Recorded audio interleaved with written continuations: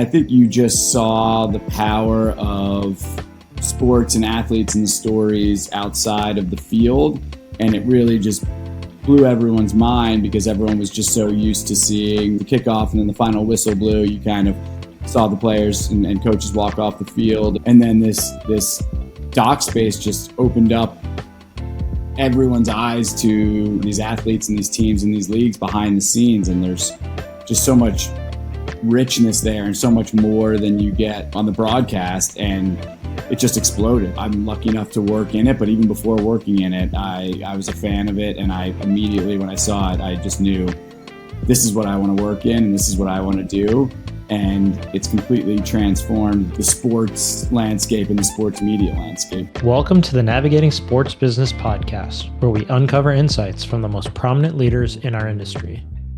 Today on Navigating Sports Business, we're joined by Pat Dimon, an Emmy Award-winning filmmaker and industry veteran who's shaping the next chapter of sports storytelling. Pat is leading the newly launched Front Office Sports Studios, a joint venture with Bright North Studios, where he's overseeing production across scripted, unscripted, studio shows, and branded projects. Thanks for joining us, Pat. Thanks for having me. I'm happy to be here.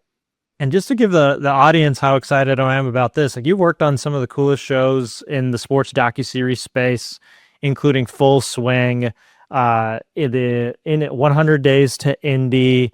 You've touched it all. It's been really amazing to see your work come across on platforms like Netflix. And you've worked for over 2 decades in the space, starting with HBO Sports, and like I mentioned, working with Netflix, Paramount, and now under this new partnership with Front Office Sports, I imagine even more doors are opening for you. Can you give us and the audience a little bit of where you've been and where you are now? Yeah, so as you mentioned, Sounds like a job interview question. I apologize for that. where do we start? No. Yeah, like you mentioned, a little bit of background. I was kind of lucky enough to, right out of college, I got an internship with NBC Sports, and then was able to parlay that in and move right into the sports space. And so, yeah, right out of school, I was at NBC Sports, and I was there for 3 or 4 years. And then I moved to Aspen, Colorado, where I led a kind of local television station. That was really great. It was kind of lifestyle, sport, real estate, kind of broadened my horizons a little bit. And then lucky enough, moved back to New York and started my career at HBO Sports for 9 years. And then when HBO had ended, you alluded to, I was lucky enough to be brought on to direct and showrun Full Swing for Netflix. And so that was the last 3 or 4 years, 3 seasons of Full Swing. And then lucky enough, kind of joined the Redbird IMI group with Jeff Zucker and the Front Office Sports guys. And so, A-Frame is my production company. And then we linked up with the Front Office Sports guys and launched Front Office Sports Studios. And that's where we are today. That's awesome. You mentioned you started in Aspen, and that's a little bit of a callback to how you and I met, obviously working on the X Games project together. And, you have seen the power of sports storytelling and what it has done for people with IP that isn't necessarily as large as the NFL. I mean, you were at HBO Sports, and you've seen probably how Hard Knocks was just even greater for the NFL and made that brand stronger. How have you seen the sports docuseries space, I guess, without using Drive to Survive as the big case in point example, because we've seen what it's done for Formula One, but how has the sports docuseries, from your perspective, transformed from an entertainment asset to now helping prop up and build up bigger businesses? What is your take on that? Have you seen that kind of play out?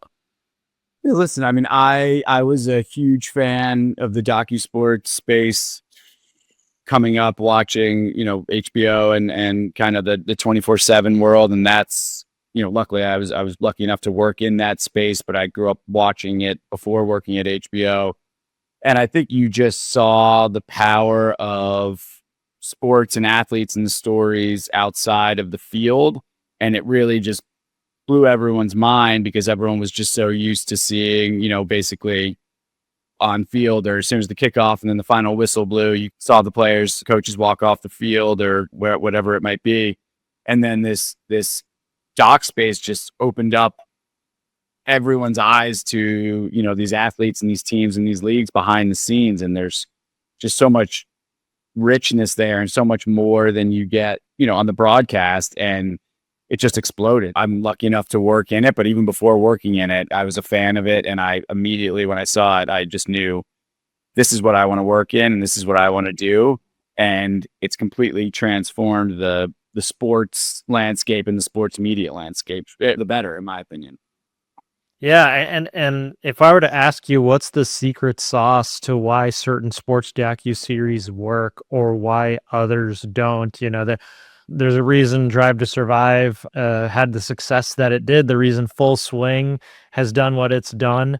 And at the same time, I could name off hundreds of sports docuseries that I scroll when I'm going through the various different apps on my Apple TV that I watch for 5 or 10 minutes and they don't work. And here at Navigate, we find ourselves advising a lot of our clients who are sports IP holders who are looking for ways beyond live TV to serve their fans, but also grow new audiences. Could you speak a little to what is that secret sauce from your perspective? I think with any genre or kind of format medium, once something's successful, obviously it tends to get flooded, which is fine. And I think that gives a lot of opportunity and that's great. You have to have buy-in from the athletes and the leagues and everyone that's involved. That's kind of a given, a starter. And then it's really, I think the people, and there's so many talented directors and producers and editors and everyone that work on these shows. I think it's really about in the field having the trust and the ability to really get inside the kind of life and the mind and the world of whoever your subject is in the most truthful way you can. And that is a lot easier said than done. It takes a lot of honesty and a lot of openness, both on the production side and on the subject and the talent side.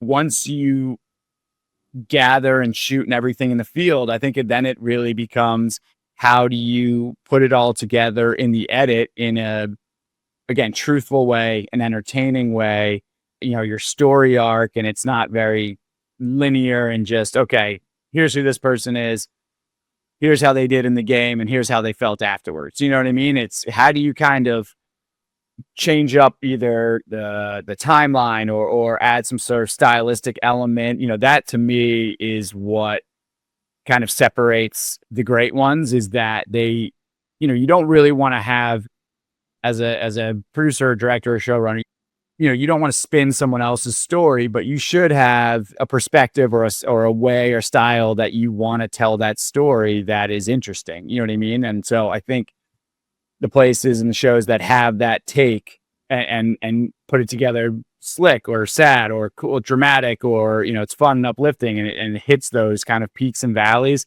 Those to me are the ones that just really stand out. And I think you really need, buy-in again from the beginning, but then from the kind of producing side, it's how do you touch all those bases? Yeah, absolutely. And I imagine, like you said, it depends so much on the level of talent from your producers or from your directors, from your cameramen, and then to establishing and building that trust. Could you speak a little bit to how you went about from the beginning to probably post-production for Full Swing? What was your approach?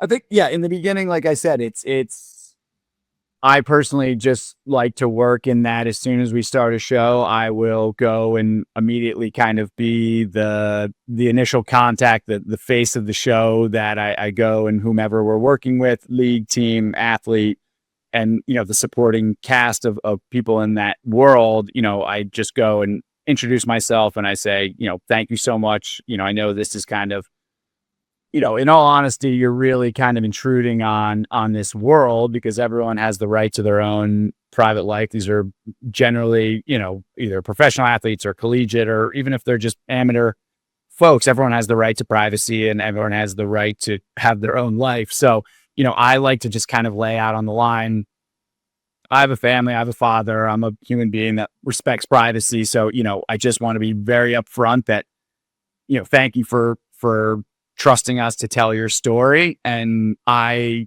promise you that I will tell the truthful side of everything that we kind of capture with you, and tell kind of the most honest, what we feel is the most honest story that you're portraying to us.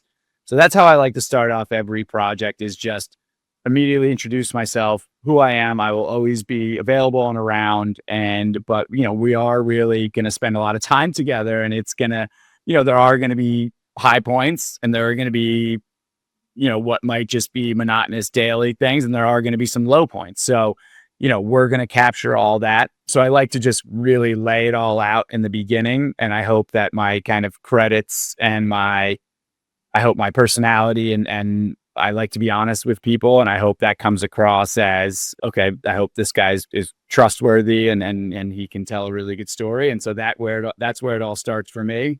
And then on the post side, a lot of it is really, the beauty of unscripted documentary work is that you never know what you're going to get. You have no idea who's going to win a certain match, or someone gets injured, or, something happens at home, or there's a change in personnel. You just have to be nimble in the field. And then you kind of go and work with your post team and really dive into, hey, this is what we have. How do we tell this story in the most compelling way? And then that's where all the kind of editors and story producers on those specific stories will really craft a great storyline, and then they'll come to me and we'll talk it all out. So it's really just this kind of crazy puzzle that you put together. And that's kind of the beauty of documentary work, is that you have what you have and you have to make it work. I imagine the iceberg meme when you guys are out there filming an entire season, following multiple characters. What percentage of what gets on screen, if it's 4, 5, 6, 8 episodes, it's about 8 hours, right? But how much footage have you shot? And then how much time beyond even just the footage you shot have you put into this single documentary? Yeah. With you shaking your head. Yeah. I don't know how it works. I know how it works on the shows that I've worked on, and I can imagine on many other projects, you're filming anywhere from a few hundred hours to a few thousand hours for every final kind of hour of television that goes on screen. So tens of 20, 30,000 hours of footage you're working with in the edit, whatever that percentage breaks down to be. But yeah, like you said, it is very much what you see on screen. So much hits the cutting room floor. But again, it's that puzzle of, you hate to see things not make it to the final version because there's usually so much goodness there. But again, you have to make decisions on what you think is really kind of the most compelling story. And listen, there's no right and wrong answer. It's very much a subjective craft, and you might like a version of something that someone else doesn't like. It's really what everyone comes together with and thinks is really the best version.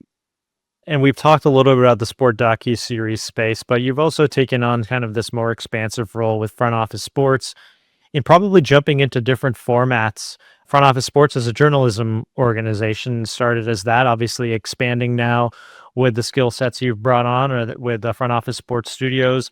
Are there other formats or types of content that you got your eye on that inspires you, or maybe to perhaps do stuff a little bit differently instead of just a full season slate documentary or a documentary feature length film? I think it's great that there is a space for short form that is maybe 5 to 7 minutes or 7 to 10 minutes, under, call it 10 to 15 minutes. That's really awesome. And it's really great. And I think with the Front Office Sports Studios, we are definitely in that space of call it 5 to 10 minutes or, 5 to 15 minutes that you can really tell an amazing, maybe it's not the whole story, but a really great snippet of a story in that time frame that is really amazing to me. I'm new to that space, but we did a great piece with Bobby Bonilla with Front Office Sports on Bobby Bonilla Day, which I'm sure a lot of people are familiar with. It's been told 1,000 times, but we were with Bobby and at his house, and it was just a really different way to tell his story in a short form that still kind of is entertaining and gets the point across, but it's a format that I am new to, but it's really, really fun and cool because you got to really dig into what's the kind of point and the story we're telling and how are we telling it in a quote unquote shortened format. I'm always so fascinated with Hollywood and then larger Hollywood getting into sports and entertainment on how many times can the same story be retold or told differently? There's an art to it, exactly how you say. And the Bobby Bonilla story where, for me, that story is he's a New York Mets pitcher who's did this very unique contract at the time that has continually gotten him paid. You know better than I do, but like I think it's still going, or if not, has a few years left. He deferred his contract into payments so that he's like, still getting paid out. Now you see Shohei Ohtani and other players taking deals like that, and Bobby Bonilla kind of paved the path in that. And there's economic reasons, but there's a sports story to be told, and you created a short form content series around it. Picking the right stories for the right format, is there an art that like you guys choose for that? I'd imagine it's just, is there enough meat on the bone to do a full docuseries, or this is better served for short form? I may have answered the question for you. I apologize, but am I right there? Yeah. So listen, there can be a moment in time. You can do a full series on a single game or a, I know, like, again, yes, it's based on kind of what everyone thinks. Is there enough meat on the bone there for an extended feature, for a multi-part series?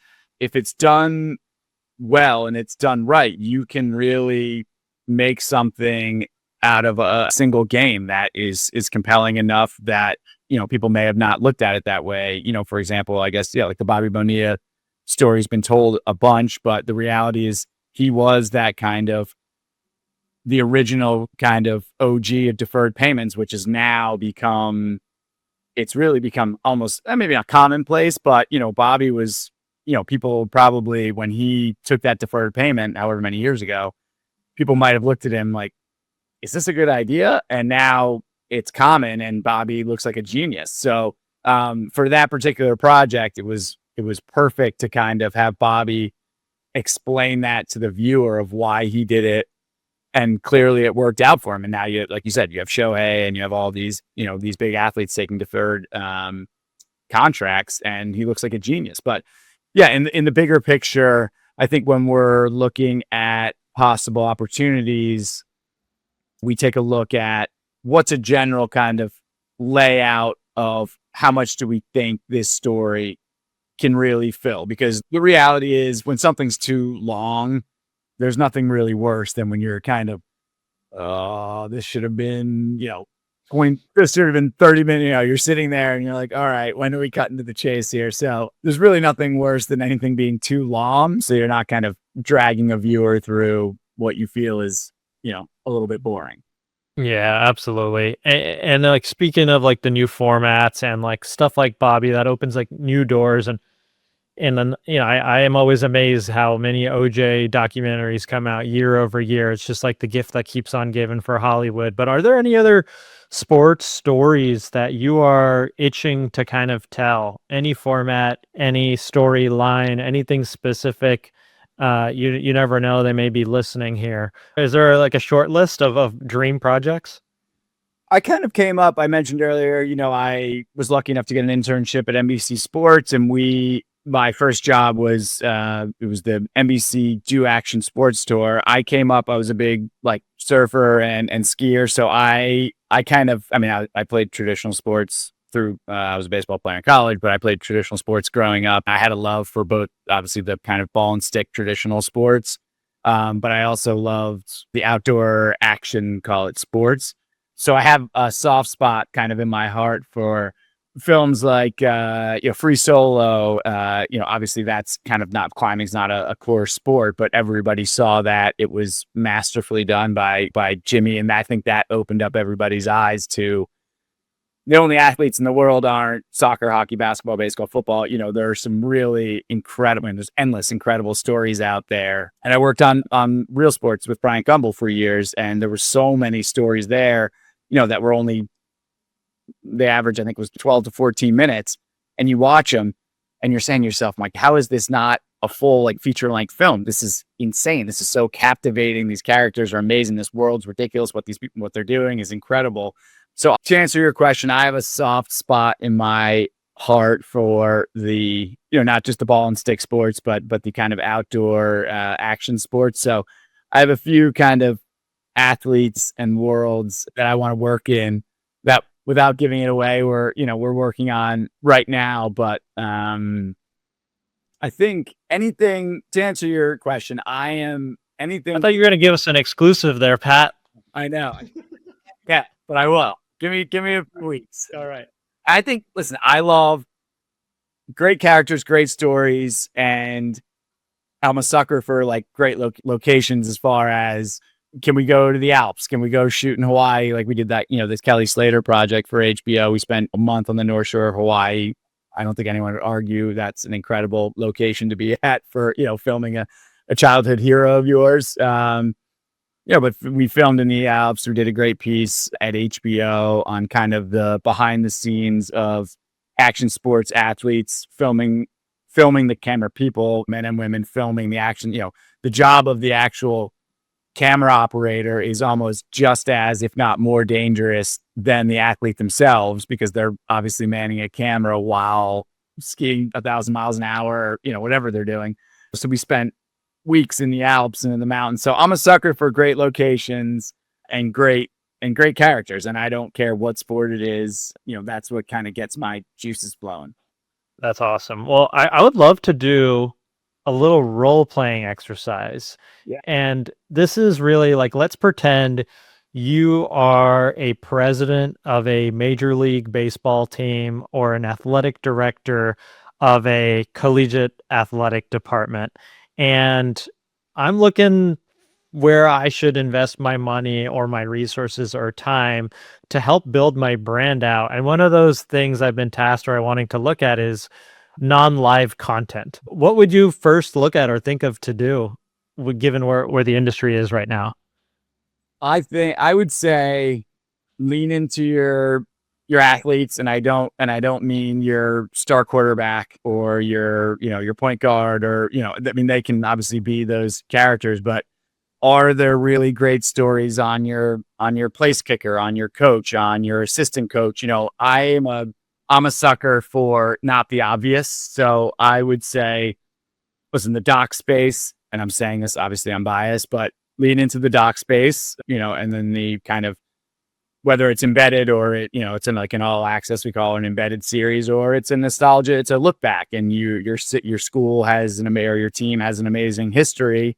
Tell that history, but tell it in a really creative, different way, and I would say fully lean into that. And if you're going to lean into the kind of embedded all access shows that we do, really think about what are your interesting storylines beyond just your big name, your big name players. What else is really there that is going to kind of invoke this holy moly kind of reaction from the viewer? Because that, as we've all seen, is everyone's going to, watch quarterback or, The Last Dance. Everyone wants to see Michael Jordan. Everyone wants to see these star athletes.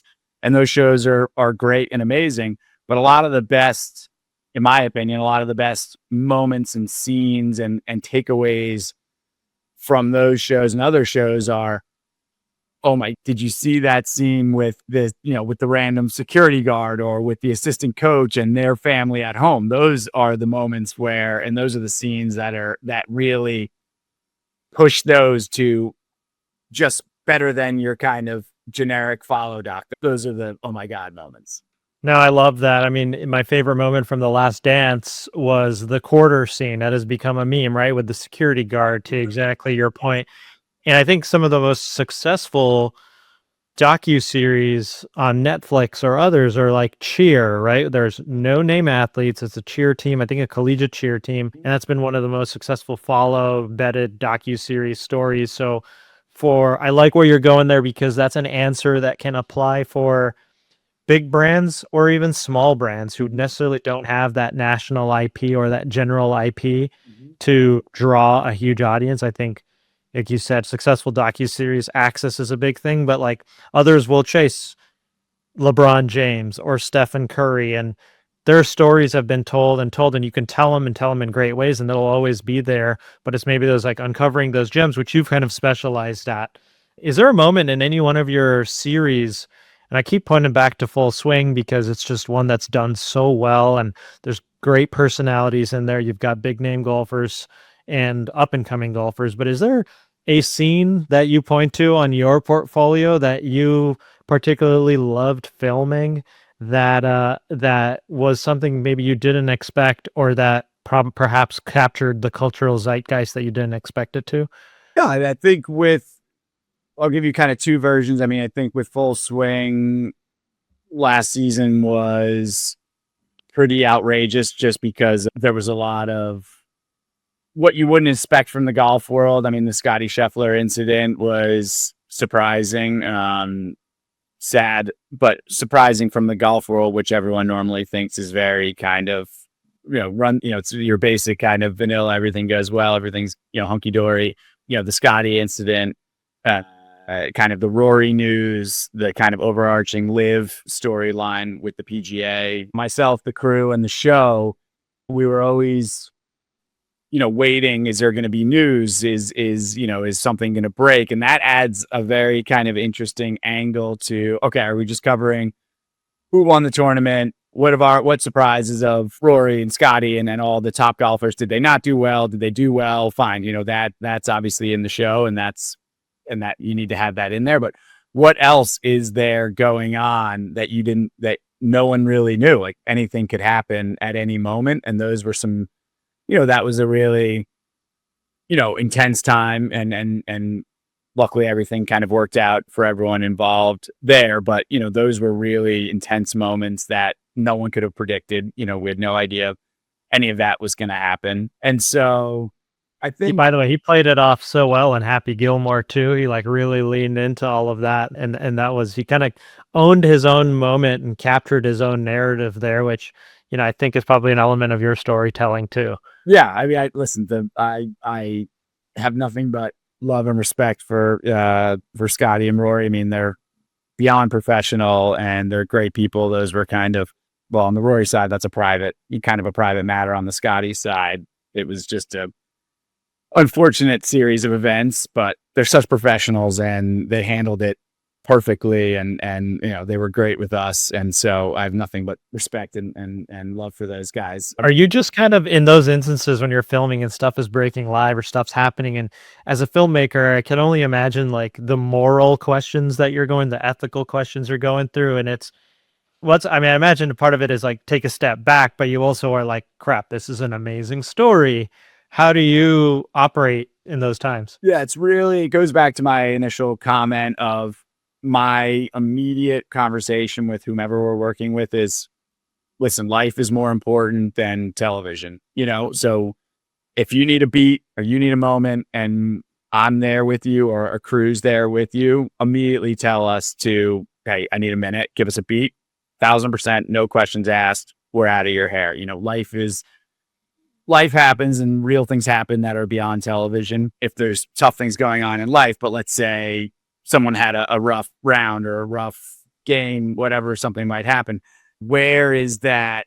Our team does a really good job about towing that line of, and you kind of read the room as much as you can. But yeah, there are some really tough moments and you have to know where to pull back, stay in a little bit, and kind of have that producer hat on in your head of, okay, this person might be going through a tough time right now.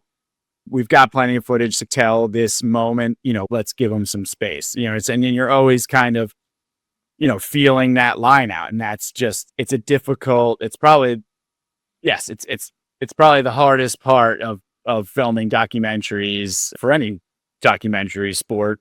The hardest part is really knowing, hey, where is the respect line here? Where is the line? Never want to cross that line into, okay, we are invading somebody's space and this is gone beyond kind of entertainment. I've got a brilliant idea you can run with for a docuseries or your next content. It's the behind the scenes documentary about the behind the scenes documentary, like the disaster artist, just to see like how you guys are working in these moments where it's like this guy's going through something fairly difficult, perhaps personally or on the court or on the grass, and they're hyper competitive individuals, super focused to their craft, just doing what they're paid to do, and they're super vulnerable. But like then to see how Pat is having to manage this person or this dialogue, I foresee like a great sports documentary or even a mockumentary about that. That would be super fun. I can't imagine how you guys do it. It's super impressive. Yeah. What we see on screen of your work translates super well, and it's I think why you guys are some of the best. Yeah, it's a very you'd see a lot of sweating and slow back up from me as it becomes more intense. You see me sort of fade into the bushes, like Yeah, the Homer Simpson's meme, right? That's me all the time. Homer Simpson, I'm just slowly, please. That is amazing. That is awesome. I'd love to keep chatting with you, but we only have a finite time, and I want to get to our rapid fire questions. So you know the format, 30-second answers each. No hard rules. It won't ding you if you go a little bit longer or have something more interesting to say, but we want to make it quick and fun for the listener. So first question, person you dream of collaborating with. I'm going to go outside of sports. I'm a big music fan. I'm a big Pearl Jam fan, so I'm going to go with Eddie Vedder. I know your answer to this question, but I'm going to ask it, and I know you're going to go in a different direction, but coffee shop or nature walk for creative inspiration? I'm a nature guy. Maybe not a walk, maybe a run, or a ski or a surf. I thought you'd say surf right off the bat. There you go. Yeah, there you go. What's the most cinematic city you filmed in? Oh, I'm a city guy, but I'm going to go location, European Alps. Cool. Favorite sports docuseries that isn't yours? All right, I'm going to go with an obvious and then a less obvious. My boy Jason made Last Dance. I got to go with Last Dance is up there for current, all time. Hoop Dreams? Okay, nice. Last one here. Pat Dimon's on the electric chair. He did something to some athlete that has gotten him into this position while filming. What's your last meal? Last meal? Yeah, not the last dance. What's your last meal? Yeah. I think I got to go a good slice of pizza. From where? I think so. Oof, that's tough. I'm a Jersey guy, so I'm going to go with Star Tavern in East Orange, New Jersey. If you haven't been there, you got Star Tavern's East. Where is it? It's in East Orange, New Jersey. It's East Orange, New Jersey. All right, I got to put that on my list. Shout out to Star Tavern. If you haven't been there, it's an OG spot. Yeah, I think I got to go with that. Amazing. Well, Pat, thank you so much for joining us on Navigating Sports Business. Have a great day and stay well. Thank you. Appreciate you having me.